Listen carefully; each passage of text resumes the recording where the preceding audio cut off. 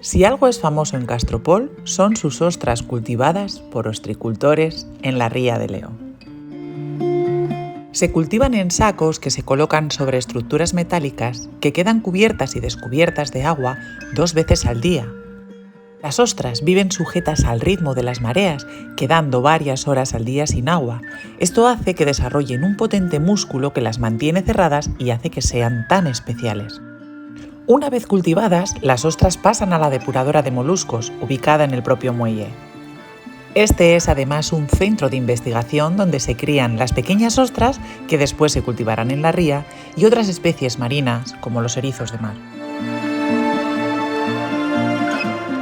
Todos los años se celebra en Castropol durante varios días el festival Somos la Ostra, con un nutrido programa de actividades para todos los públicos y una variada exhibición de cocina con ostras. Gobierno del Principado de Asturias, Consejería de Cultura, Política Lingüística y Turismo, Ayuntamiento de Castropol, Castropol Destino Turístico Inteligente, Pueblos Mágicos de España, UNESCO, Organización de las Naciones Unidas para la Educación, la Ciencia y la Cultura, Red Española de Reservas de la Biosfera.